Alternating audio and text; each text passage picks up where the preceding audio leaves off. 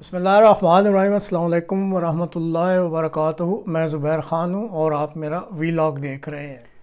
ایک نشاں کافی ہے گر دل میں ہے خوف کردگار، یہ آج کے پروگرام کا موضوع ہے۔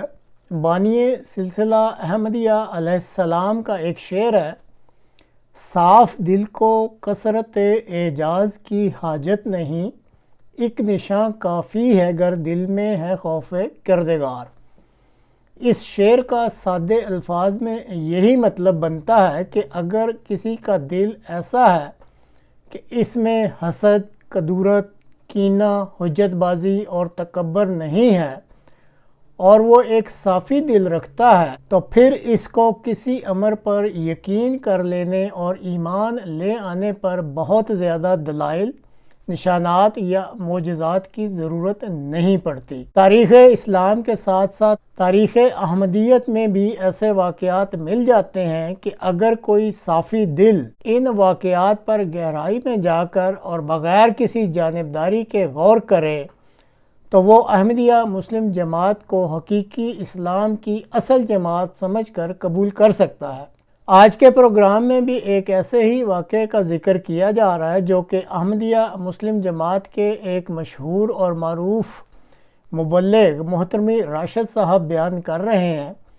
بہت ممکن ہے کہ اس واقعے کو سن کر کسی غیر احمدی پر بھی احمدیہ مسلم جماعت کی صداقت کھل جائے۔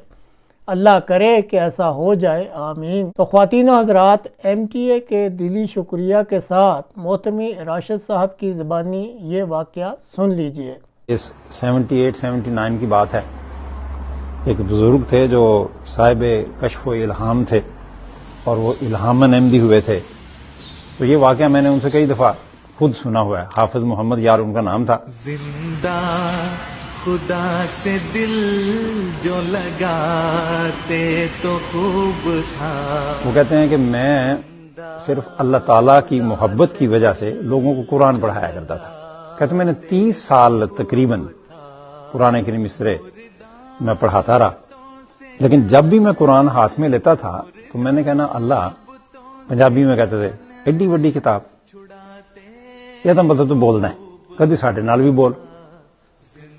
تو کہتے ہیں میں دعا کرتا تھا اور 30 سال یا اس سے بھی کچھ زیادہ عرصہ جب گزر گیا تو مجھے آواز آئی، انا الموجود، میں ہوں۔ کہتے اس آواز کو سن کے، اللہ تعالیٰ کی آواز آئی، اس آواز کو سن کے میرے دل پہ ایسے ٹھنڈ پڑ گئی جیسے سینکڑوں ہزاروں سالوں سے بغیر بارش کے زمین پہ بارش پڑ جائے، اس کی جو حالت ہے میری حالت ہوگی۔ تو کہتے میں یکدم گھبرایا بھی کہ یار یہ تعلق ٹوٹ نہ جائے گا نا۔ تو میں نے آگے سے عرض کی کہ اللہ، اگر تو نے تعلق آج بنایا ہے تو یہ تعلق ٹوٹے نہیں۔ تو کہتے اس پہ مجھے آواز آئی، ان کنتا عبدی اذهب علی عبدی اسمہ ناصر وہو فی ربوہ، کہ اگر تو میرا بندہ ہے تو میرے ایک بندے کے پاس چلا جا، نام اس کا ناصر ہے، ربوہ میں رہتا ہے۔ وہ کہتے ہیں کہ میں نے جب مجھے یہ الہام ہوا تو میں نے اللہ تعالیٰ سے کہا کہ اللہ مجھے تو پتہ ہی نہیں کہ ربوہ کدھر ہے اور ناصر کون ہے۔ تو اللہ رحمہ تو اٹھ میں بتاتا ہوں۔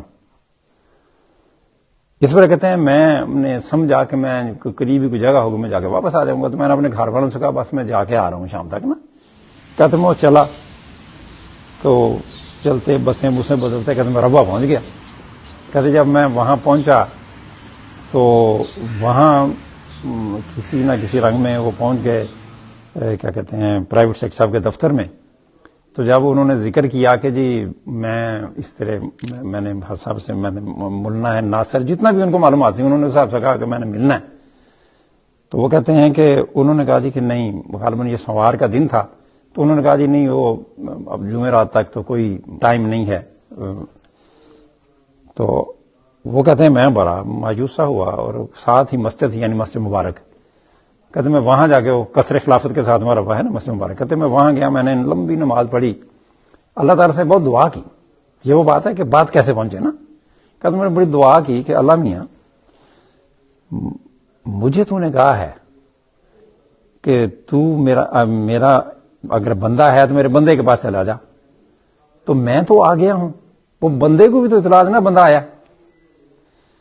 تو وہ کہتے ہیں کہ کبھی کبھی درمیان میں مجھے خیال ہے کہ میں بے وقوف ہوں, اللہ نے سارا راستہ بتایا, میں غلط جگہ آ گیا ہوں. ٹھیک, وہ کہتے ہیں یہ بھی میرے ذہن میں سوچا ہے. کہتے خیر میں نے لمبی نماز پڑھی, کوئی صورت نظر نہیں ہے, میں خیر نکل گیا, اور مجھے غصہ اپنے پہ بھی آیا کہ میں غلط ہی آیا ہوں غالباً بننا. تو کہتے ہیں میں بارہ جا رہا تھا جب واپس, تو جب میں پہنچا ہوں خلافت لائبریری کے پاس, تو ایک صاحب آئے, انہوں نے مجھے پیچھے سے کیا کہتے ہیں کہا, وہ ہاتھ لگا کہ وہ آپ کو بلا رہے ہیں نا. کہتے ہیں میں نے کہا جی مجھے وہ پہلے تو کہا ٹائم کوئی نہیں, آپ بلا رہے ہیں. کہتے جی مجھے کیا پتا, مجھے جو حکم ہوا میں تو آپ کو پہنچا رہا ہوں. کہتے خیر میں چلا گیا. جب میں گیا تو حضرت صاحب سے کہتے ہیں میری ملاقات ہوئی, تو حضرت خلیفہ مسیح ثالث رحمہ اللہ کے زمانے کی یہ بات ہے. تو کہتے حضور کو میں نے, جب حضور نے پوچھا کیسے آنا ہوا, تو میں نے جب ساری بات بتائی, تو حضور جب میں پہنچوں نا کہ ان کنتا عبدی اور پھر اذهب الی عبدی, میرے بندے کے پاس چلا جا, تو حضور فرمائے کیا کہا اللہ نے؟